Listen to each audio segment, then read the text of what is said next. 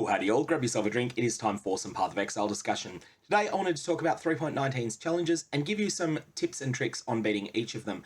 Now, it's worth saying that these are quite a lot easier than most leagues that we've had in the past. I would say that this is the easiest league that we've had to get 40 challenges in since Blight, and maybe actually the easiest one ever.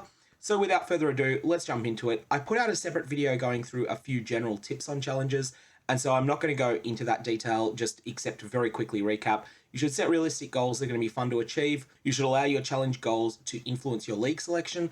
So don't try and get 40 challenges in hardcore solo self-found unless you really know you can do that. You should cooperate with other players, obviously not an option in SSF. You should do challenges late mostly, but there's a couple that you shouldn't dilly-dally on. And you shouldn't dilly-dally on the RNG related challenges, especially the ones that are going to take a lot of attempts. So focus on building a powerful character early, and once you've done that, then go back and smash all of the easier challenges that you haven't yet done. That's exactly my strategy. It's why I don't even have 20 of the challenges done at the time that I'm recording this video. There's also no clear division into 12, 24, or 36 challenges this league, and as a result, we're going to go through all the challenges in order in one video. And a quick note I'm adding in during editing, do let me know if this is a way that you would like me to do things in the future, so one video with all 40 challenges. I will state though that there's a general increase in difficulty the further we get through the list, but there are outliers and I will point those ones out. There's a few that are straightforward and simple. Learning the ropes is something you will have through Act 2 or 3 by natural gameplay. Into the Lake requires you to engage with the league mechanic a couple of times. You may not be able to get this done in the first half of the acts, Acts 1 through 5, but if you do the league mechanic once after that, you'll probably get this one. Vendor recipes is easy this time. Chaos recipe requires you to be in Act 8, and this is to vendor a full set of equipment. All the items need to be rare, and it needs to be one for every equipment slot on your character. It needs to be one for every equipment slot on your character. You receive one Chaos Orb back by default, plus an extra one if every item is unidentified, plus an extra one if every item that accepts base quality, so this is armorers, scraps, and blacksmith's whetstones, is at 20% quality. Life Flask is 3-to-1 recipe, so 3 of the same Life Flask, not the top tiers, will give you one of the next tier up. Resist Rings are an Iron Ring plus a Skill Gem. Chromatic Orb is a 3, 4, or 5 linked item that is red, blue, green linked together. Act Bosses 1 and 2, very simple and straightforward. Shape the Lake might take you until about level 90 to hit, but it is, again, very, very straightforward. Equip Uniques, again, very straightforward. You probably won't be able to do this during the acts, you probably won't have every slot. But by the time you've run 50 or 60 maps, you'll have everything you need to do this. You then just need to remember to go through and equip all of these items. Exile Against the World is somewhat RNG, echoing shrines being the part that's tricky. Now, you might need to spec shrines on your atlas if needed. I personally got this one in the Lake of Kalandra. Achieve Ascension is next, and it is important to note, because a number of people haven't picked this up, you no longer need to run all 6 Labyrinth trials in maps. All you need in order to get into the Eternal Labyrinth is just an offering to the goddess. One way of getting them is by doing a labyrinth trial, but you don't even need to do one of them. So now we're going to go through a number that are tutorials for past league mechanics, and some of these are fairly grindy. Past league mechanics Essence is the first one. So for this challenge, 50 maps that are run while you're spec'd for essences on your atlas will do the job. Essences are arguably too strong not to spec right now, although I am absolutely sick of them and so I'm not spec'd into them. For the ones that you want to corrupt, the best choices are Misery, Envy, Dread, and Scorn. Now, players tend to remember this by the acronym MEDS. There is something else that is an MEDS that is not one of the main ones, but the way you can tell them is that the MEDS ones are purplish as well.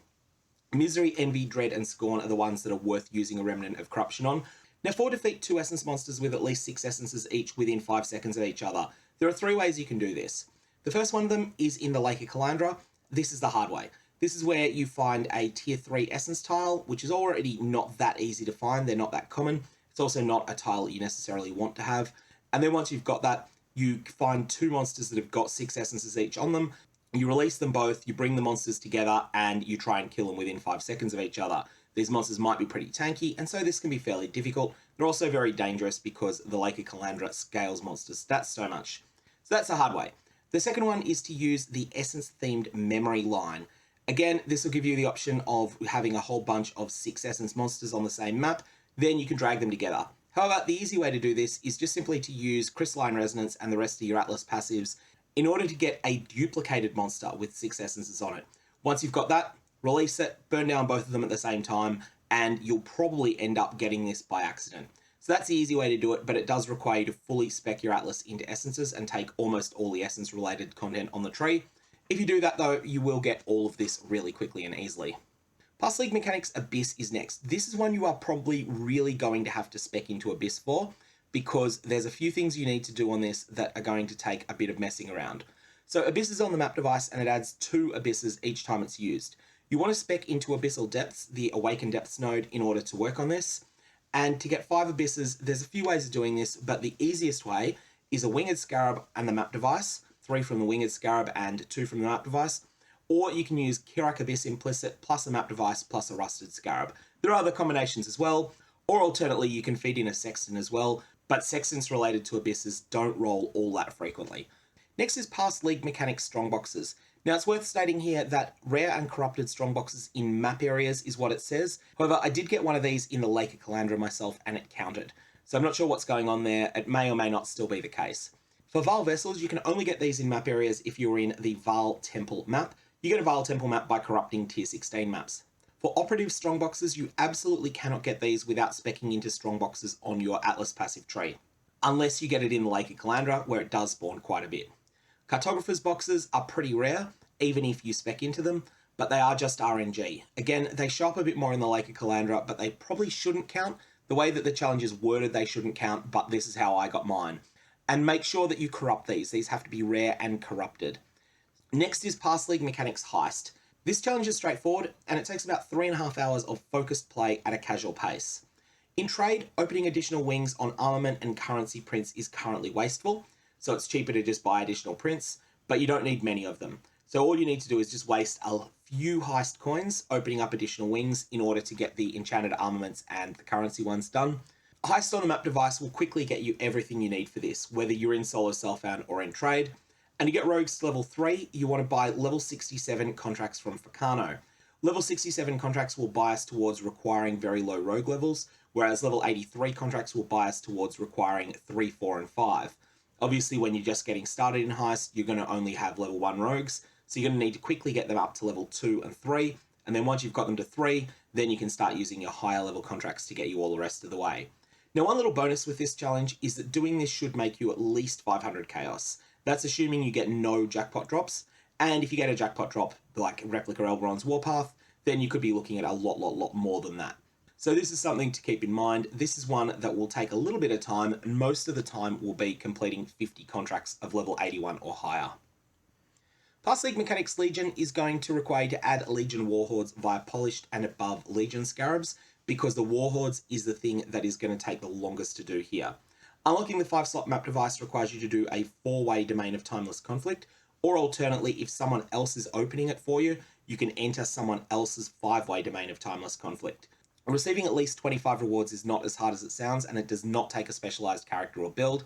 Everything else here is easier than the Warhordes requirement. Complete Blight encounters is next. This is not so much about doing easy things many times, this is more about doing difficult things once each. So completing a rare and corrupted Blight map with at least 8 mods, that is tier 14 or higher, and completing a rare and corrupted Blight Ravage map with at least 5 mods. These two are pretty mean. So the in-game community Trade 820 and the out-of-game community The Forbidden Trove, which is a Discord, are both really useful resources if you're struggling with these. The easiest way to beat both Blighted and Blight Ravaged maps is to attack enemy action speed. If you have a green tower, these are the ones that cause nearby towers to be more effective, and you upgrade it only to level 3, not all the way to level 4, just to level 3. And then you have it near a cold tower, which is at rank 3, or a physical tower, which is at rank 3. Again, we're not going up to tier 4 where they change their effect. If you have this set up, then you will be able to slow enemies to a crawl. If you have ring annoyance that further increase the effect of your green towers, you will be able to stop enemies entirely. The only way that they'll be able to get past this blockade is if so many of them amass in one spot that they're sort of pushed around the outside. And a quick note during editing, it's worth noting that if these monsters have physical immunity, then they can run straight past a physical tower, but they won't run past a cold tower and vice versa.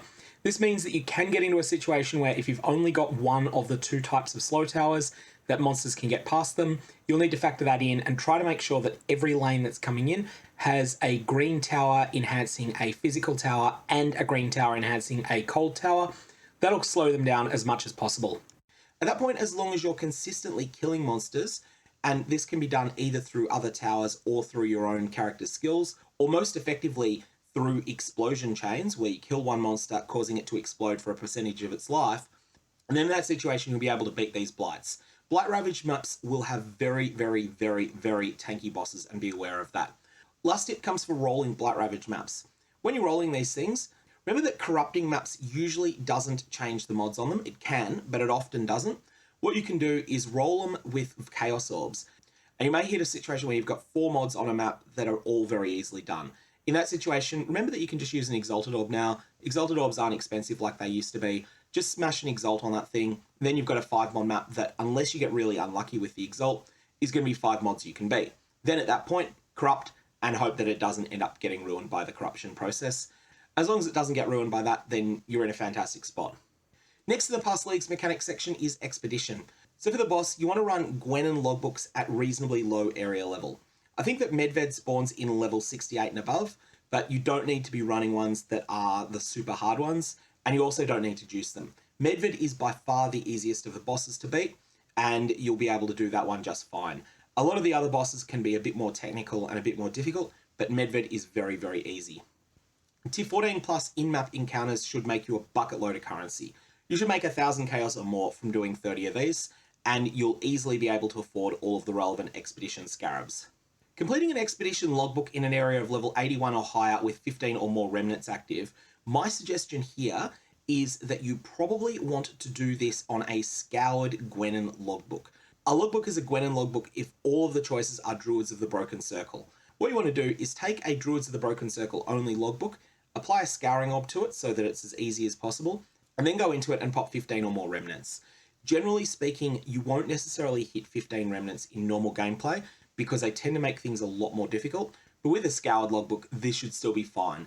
If you've got a super powerful character, then by all means, don't scour it, run it elked, but this is a tip that's aimed at people that might be struggling with that encounter. Now, Expedition Scarabs are incredibly strong, especially polished and above, and if you're using polished scarabs on every map, you will definitely make a lot of currency out of doing that. So that's something to keep in mind if you're playing in Trade League. And also running logbooks is extremely lucrative. Basically, Expedition is just one of those mechanics that disgorges an enormous amount of currency at the moment, and especially with Rog being as good as he is in 3.19. Next, you have a couple of challenges I'm grouping together. These are what I term intermediate lake mechanics. So Discover the Lake is RNG, but very, very, very forgiving. Here, you don't need to get every single thing, and you probably will get every single thing well before you're finished with all of the other challenges you're likely to be doing. You only need to get 14 out of 19. Now, Unlock the Lake absolutely requires 4x5 tablets, which require you to be in yellow maps or above, and beyond tier 10 is the hard part. That's required for the final upgrade of the Exile ability. It's a hard combat encounter, but you can take it slowly and carefully. In order to get credit for that, you need to defeat all of the rats plus every Beyond monster that's been spawned. One thing that can help you do this is to separate the monsters away from the tile so that you don't get as many Beyond monsters spawn. That's sort of something you can do if your character's really struggling with it, as I certainly did the first time I attempted that one. Surpassed Potential is next. This requires you to socket a level 26 gem. Now, there's a couple of ways you can do this, but the easiest ways are to acquire Valkyries, Bronze Lithe, or a double corrupted chest, and socket relevant gems. Your alternative is to source 2 cold iron points. Now, Bronze Lithe is the easiest of these in solo self-found, I believe. I suspect that it is tier 3 or tier 4 rarity now, whereas Valkyries seems to be tier 2 rarity, which is the same as Chevron's wrappings and a bunch of other items. Past League Mechanics Harvest comes next. Now, this one's no joke in solo self-found. Use Lifeforce costs a fair bit in trade. I said 200C when I was writing this, and it's already increased past this. However, don't worry too much about it because you will make all of this back from Harvest Crops. Harvest Crops is going to give you a lot of currency. Harvest is one of those mechanics that just gives an enormous amount of wealth right now. For the boss, if you're in a trade league, consider trading for Kirak's Memory of the Sacred Grove. If you can handle the combat encounters, this will pay off really well. Consider Trade 820 or TFT for Harvest the Heart of the Grove, because this seems to come up about once per 10 times that you defeat one of the tier 4 bosses. And the tier 4 bosses are not very common. They aren't super rare anymore, but they're not very common either. Next is Past League Mechanics Tainted Crafting. So if you're in solo self-found, skip this unless you're doing at least 35, and even then you might find that this is going to be one of the hard ones. Tainted Exalt, Tainted Chaos, Tainted Divine Teardrops. All of these are genuinely rare and you need to use one of them. Aggressively roll Beyond in order to farm this. This is something that is going to take you a while to hit. You're going to want to run maps that have Beyond on them in order to get all of the relevant pieces for this. The next one is an RNG Lake of Kalandra one. This is brutal, this is unfarmable, and it seems to be untradeable except for the Ethereal Reflecting Mist. I have not been able to trade these when I had a double of the Shadowed Ring. So far I had 2 Shadowed Rings and a Penumbra Ring that have dropped for me. I have since done the Ethereal Reflecting Mist as well, so I've got this challenge done. But the Shadowed Ring, when I had the double of it, I invited someone in to be able to try and take it, and they were unable to take it out of my mist. So that's been my experience. Other people do seem to be able to trade it. I'm not exactly sure what they're doing differently to what I was doing. So anyways, it seems untradeable. You should count on this not being tradable, and then if it does turn out that you can trade it via some means that I'm not aware of, then fantastic, do. Now, this is a case of just run more tablets and swear at RNG occasionally. To give you a sense, I got this done when I was at about 240 of 500 on the Lake Endgame grind. And just remember that you can trade for a tablet that has the Reflection of Kalandra tile, which is the Ethereal Reflecting Mist. The next one is Deceptively Nasty. This Unique Realms challenge has been around for a long time. This is a returning challenge, and this challenge is to do 17 specific unique maps. Basically everything except Hall of the Grandmasters is here. 15 to 17 is straightforward here, but the goal is 17. You require Vinktar Square here. This is vendor exclusive and requires you to sell all 4 Agnerod staves in one transaction. These are all tier 3 rarity uniques, or at least they were before this league's shake-up of unique rarities, and they don't seem to have changed much since then. So those things can be a bit of a pest to get, but if you're in a trade league, you can just buy the one you're missing. If you're in SSF, they're going to be a bit more of a pain, but if you get desperate, you can target farm them using a divination card. Now this requires Doryani's Machinarium. This is an uncommon drop from Ahuatotli the Blind, seems to be about a 20% drop rate. This appears occasionally also when you're using comprehensive scouting reports.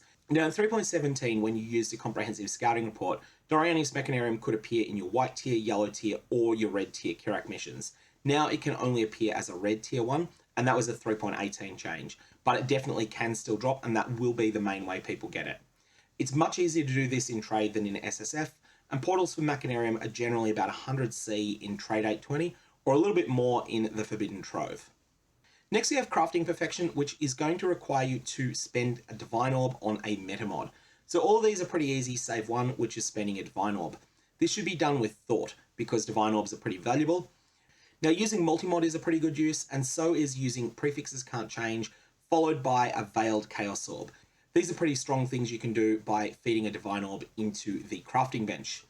Exalts are rare too, but they're pretty cheap in trade, and you probably want to use these bench crafts early in your gearing now, whether you're in trade or solo self-found, especially if you're making a character that wants physical damage weapons. For the bauble, you can use Flask Enchants. You can either use the ones that are unveiled from the Syndicate Mastermind, or much easier to get your hands on, you can use the ones that allow you to choose a trigger condition on a flask. Next we have the Pantheon. This one's trivial in trade. You just need to buy 8 Divine Vessels from other players, and then you just need to go out and actually do it, which is something, as you can see, I haven't done yet. In Solo Self-Found, this is a bit nastier, as Vessels are about the same rarity as Exalted Orbs and Divine Orbs. Now, if you are absolutely desperate in Solo Self-Found, there is a vendor recipe here. 1 Divine Orb and 5 Flasks is 5 Divine Vessels. This is absolutely SSF only, and this is absolutely a waste of a valuable Divine Orb.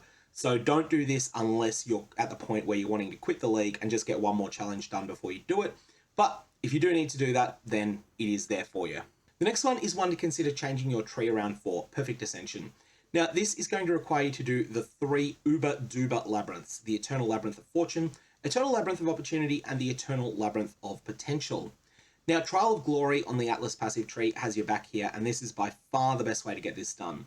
This node is actually really, really good in Trade League at the moment, and that's because Gifts of the Goddess is extremely valuable. Like, we're talking more than a Divine Orb last I checked. You know before going into a trial whether it's going to have an Uber offering or not, but you don't know which specific Uber offering it's going to have. So you'll see a more fancy portal than usual, and it will say over it, awards an improved offering to the goddess, instead of the words, awards an offering to the goddess. And then when you do the trial will be its normal self, but you'll have a 1 in 3 chance of getting a tribute token, 1 in 3 of getting a gifts token, 1 in 3 of getting a dedication token. Fair warning, these Eternal Labyrinths are pretty tough. Dedication is the hardest one of these to beat. It scales up the traps in the zone considerably. Actually, all 3 of the Uber Duber Labyrinths scale up the traps. where the traps normally in the Labyrinth do 60% of your character's life plus 36% of your character's energy shield in damage, at least the ones that chunk you, the ones that do damage over time have different numbers. These are scaled by 30% more, so this is 78% of your character's life plus 46.8% of your character's energy shield in the two that are not dedication labs. And in the dedication lab, they'll be scaled even more by 80%. So in the dedication lab, it's 108% of your character's base life plus about 60% of your character's base energy shield. Needless to say, this makes the traps really lethal. You absolutely need to have some physical damage mitigation and a lot of regeneration, or alternately, a bunch of other defensive layers that will protect you from these. You also need to play the trap gauntlets like they're actually a gauntlet. You need to be very, very careful with them, slow, methodical, pay attention to the different types of traps that are around, and play them mechanically and carefully. If you do that, you will be able to get through the dedication one, but it may not be one that you beat on your first try. For that reason, what I suggest you do is buy a few of the Tribute to the Goddess labs first and test those ones out. Once you feel confident that you can do the Tribute to the Goddess ones easily, then at that point you will be able to do the Gifts of the Goddess one pretty easily. You then can work on the dedication one, which is the hardest of the lot. It's not like it's staggeringly difficult or anything, it's just something that you need to be careful on, unless you've got an ungodly powerful character, in which case you can just blitz through it like it's a normal lab. Next up, we have the ones that require you to run a lot of Lakes of Kalandra. These are straightforward. Overcome the Lake requires you to kill a lot of map bosses in the lake. These tiles are actually pretty good. The map bosses, and especially the tiles that contain multiple map bosses, bias towards the better types of rewards. So you'll find that instead of getting armor rewards or jewelry rewards, you'll be more likely to get things like scarab rewards or currency rewards, or if you're a bit less lucky, you'll get some of the other rarer reward types like map rewards. This one's pretty straightforward, it just takes a little while to set up, and Shatter the Lake is easier than it looks. Shatter the Lake is one that you will get far quicker than you think you will. Next is a trip down memory lane. Memory lines are pretty rare drops. Now this one is going to be basically a free challenge if you run a lot of tier 14 maps and then run your own memory tiles, and it's also something that you can easily trade for. Now it's worth noting that Kirak's Memory of the Sacred Grove, the Harvest one, is extremely valuable in trade. If you do happen to fluke one of those, you might want to consider selling it and then using that currency to buy all of the others that you need, as well as a lot more. Or alternately, you can run it yourself and get a bunch of currency out of it from the various harvest monsters that you kill. Otherwise, it's important to note that these need to start on a tier 14 or higher map, and remember that you can run the map scoured if you need to, because they can be pretty mean. The Trial Master is next. Now, GGG have currently, at the time I'm recording this video, they hadn't at the time I was writing it, they have nerfed the rarity of the components of the Ultimatum. They drop from the bosses of Val Temple, Ahuatotli in the Delve Mines, Atsuadal, the Roomba, and Uber Atsri. So that's where the 4 different components come from. The fight here is medium difficulty. I would argue it's harder than Shaper, easier than Maven, although it is likely unfamiliar and it is very high stakes. So something that you might want to consider a boss kill service for if you're someone who can't afford to take the risk of losing it, even though you probably are able to beat it if you can do all of the prerequisite encounters to get in there. Next we have the really easy Beyond one. What can I say? Run a dozen rare maps that have Beyond. About 1 in 90 map mods are Beyond, so about 5% of maps have it without trying. The bosses are tanky, but they're mechanically easy. This one is surprisingly far down the list for such an easy challenge, and I'm not really sure what's going on there. Next, you have the really easy Arch Nemesis ones, which are also really way down the list. So, Unnatural Foes, you will have this by level 82 without trying. Divine Revenge will come while you're doing the Heist challenge, because there's a lot of rare monsters in Heist. And also, they tend to be pretty easy there, because in Heist, you probably don't have very many map mods in the zone, and you certainly don't have any of the really lethal things like Wrath of the Cosmos altars, or Eldritch Gaze altars, or even just altar mods in general that nerf your player. As long as you don't have those things, these aren't very rippy. Next, we have 2 endgame map grinds. You'll notice that Divine Revenge appears on the screenshot there, and that's unfortunate. That's not part of this one. We've already discussed that. If you don't have the maps for these, Kirak's missions will help a lot. His daily missions often give 8-mod maps, somewhat frequently give Elder Slayer or Guardian maps, and also will sometimes give you both at the same time. Another good source, if you like running Val Temple maps, you'll find that when you run Val Temple maps, you will often receive the divination card, the Price of Protection, and a set of 5 of those will turn in for an 8-mod Elder Guardian map. That may not be tier 16, so if it is tier 16, then it will count for both challenges. If it's not tier 16, then it will count for Influenced Atlas anyway. And it's also something that will give you an Elder Guardian fragment, which is something you can then turn around and sell. We have the last of the Lake ones, other than a component of the Lake of Kalandra content that is going to be coming up later in endgame grinds. This requires you to complete 8 different tier 3 tiles while they are difficulty 10 or higher, and while they're on a tier 16 tablet. All of these are going to be tough combat encounters. Now, when they say tier 3, what they mean is that they have at least 3 and potentially 4 of the little jagged teeth that cut in on the sides of the icon. And that's how you know that it's a tier 3 or tier 4 one. So for example, if you were to take Cold, tier 3 Cold contains a single map boss, tier 4 Cold contains multiple map bosses. So Chaos Cold, Physical, Lightning, and Fire are all pretty common, even for tier 3. So for that, you're going to be able to get those ones done easily. The other ones are just RNG and being willing to waste a precious difficulty 10 slot on what might be a bad node. Combat encounters you're going to need to beat here take a while, as these monsters will have serious hit points, but there's nothing unreasonable in this challenge. It's just a matter of getting around and doing it. One thing I recommend is trying to make your Lakes of Kalandra have at least 13 length if you can. You're not always going to be able to achieve this, but if you can get them at least length 13, then it doesn't hurt as much to have a couple of mediocre tier 3 nodes, like the Legion one, in those tier 10 slots. Next we have some precision boss kills. So 3 of these are clearly the easiest. There is the Vaal Omnitect in a level 83 area without taking any damage from flamethrowers. There is Atsuri, and there is Chayula. All is hard to get to. If you do encounter all and you do beat him, then you will probably not get hit by crystalline fishes, as it's a very easy attack to dodge. However, it is quite hard to find an all. And the Syndicate Mastermind one is very, very easy to mess up on one of those volatile skeletons. For Atsuri, it's basically don't die. This is in the Alluring Abyss, so it's Uber Atsuri. You probably die if you're hit by Flame Blast. All this is saying is dodge the telegraphed one-shot. For the Omnitect, you need a teleport move skill for this, but if you've got one, it's really easy. When the Roomba starts lighting up with its flamethrowers, you want to run quickly to the other side of the screen, and then you just want to carefully dodge. Make sure that you use your teleport move skill as the only way to traverse across the arena if the Roomba starts moving towards you, so that you're then on the other side of it, and then you can quickly move away. And then also make sure that you use your teleport move skill in such a way that you're not at risk of being cornered while the move skill's on cooldown. You might mess this up once or twice. If you do, it's not some big deal. It's not like it's going to be hard to get back to fight the Omnitect again. Now, Chayula is fairly hard with a teleport move skill and brutal without one, but it's still a fundamentally fair bullet hell. Decoy Totem is your friend here. You want Chayula to be playing with a totem while they're doing their cycloning stuff, and then you want to be at the other end of the arena. In that situation, you'll be well placed to do this. Lastly, I'm not sure if you can do this in Maven's Invitation the Feared or not. It seems that you can just by reading the exact text of Complete Deadly Encounters in style, but I haven't actually tested this, and as a result, I don't know whether you can get credit for it there.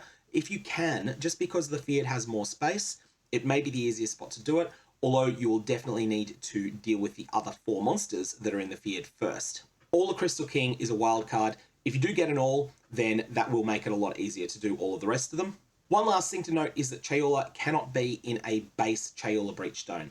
It needs to be at least area level 81, and that means that it needs to be at least a single upgraded Breachstone in order to get credit for this. Uber boss kills are next. Now, if you're in Trade League, the path of least resistance to 38 challenges, or even to 35 for the tier 4 version of the character effect, involves buying these. It's not about making a character that's powerful enough to do them all. It's about simply spending a few dozen chaos on each of them in order to sit in while someone else does them. Cortex is by far the easiest of these, and Maven is arguably the second. The Shaper is quite a bit nastier than you might expect from the non-Uber version of the encounter, and that's because the Shaper's bullet hell, you need to actually play it like a bullet hell. If you have a character that has truly explosive damage output, then the Searing Exarch and the Eater of Worlds are easy. If you have a character that has decent damage output but not truly explosive, you'll find those two to be among the hardest of the lot. Next we get to the 2 that you skip unless your goal is 40 challenges, Endgame Grinds and Modified Atlas Grinds. Modified Atlas Grind is actually the worst of these. This is going to be your 40th challenge for most players. Here, Mesa Map and Foundry Map are the 2 that have got the quickest boss rush in them, so you're going to want to roll a bunch of Mesa and Foundry Maps, and then you're just going to want to blitz to the boss. If you're playing in Trade League, you will want to group with other players to do this. What you want to do if you're doing this in a group is have each player in your group roll 20 Mesas and 5 Foundries. Mesas are better than Foundries, but variety is important. and then you've got 150 rolled maps between you. Now, if those have just been elked, that'll have an average of about 650 total mods on them. If you Val them as well, then you'll get even more. Then step into each map in turn and blitz to the map boss and rinse, repeat with the next map. It's not going to be particularly fun. This challenge is just a little bit too long for my liking. There's pretty much always one of these, and this is easier than most of them, but it is still pretty long. Note that you don't need to do this at high tier. Now, if you do it at high tier, you will get rewarded with extra bonuses like Conqueror maps, like Shaper Guardian maps, like Synthesis maps, but you can do this at low tier as well. Now, if you're doing this in a group, you should also discuss Reflect with the other players. It may be that 3 players can't do Ali Reflect, 2 players in your group can't do Fizz Reflect, and 1 player doesn't really care about either of them. And then if you do roll a map that has the particular Reflect mod on it, then you just send off the players that are capable of doing that Reflect map. For endgame grinds, this is the easiest endgame grinds we've had since Blight League, but it's still going to take a little bit of time. So Argus is trivial about 1 day in 12 when he's in the first room. What you want to do here is on the days that Argus is not in the first room, you want to buy the offerings to the goddess from other players. When you've got a whole bunch of them stored up, then at that point, the first day that Argus is in the first room, you want to find a group with other players and just blitz Argus in the first room. It needs to be the endgame labyrinth, so this means it needs to be level 75 or 83. It doesn't count if it's the Merciless Lab, the level 68 one. Next is complete tier 16 maps with Atlas memory modifiers. Now this one actually goes really well with doing level 100, and that's because Elva's memory of reverse incursion is quite easy and gives a lot of XP. Now each Elva's memory of reverse incursion at the time I was buying them was costing about 10 chaos. Not sure of their current prices, but there seem to be a lot of them available on trade. These will get you credit. Each one that you do will get you 4 points of credit towards this, and also will push you closer to level 100 because these are really, really lucrative from an XP perspective. Next is complete reflections of difficulty 3 or higher in level 83 at Lakes of Kalandra. This one's really easy and takes time, isn't hard. You can bulk buy complete tablets on the Forbidden Trove, although they are getting more expensive now. When I was buying them recently, rubbish ones were selling for 20C, and ones that had anything really on them at all started around 40-50C. 80 bosses, you want to skip this one. I don't think there's any real justification for doing this. It's just going to take longer than everything else. It's not like it's particularly brutal, but it's not going to be quick compared to all the other options. You can do bestiary bosses, but it's going to be long and painful. Maven invites, rotations help here. 5 players group, each player prepares 1 invite by running the bosses, then you team up to actually run the invites together. This is the one that you do in trade and skip in solo self-found. So if you're running the endgame grinds in solo self-found, you probably want to do level 100, 100 Argus, 75 memory modifiers, and 500 reflections. If you're running this in Trade League, you can skip one of those, probably level 100, and pick up the complete Maven Invitations ones. Anyway, that is the challenges for 3.19. I'm going to leave it there. May your Val Orbs have interesting results.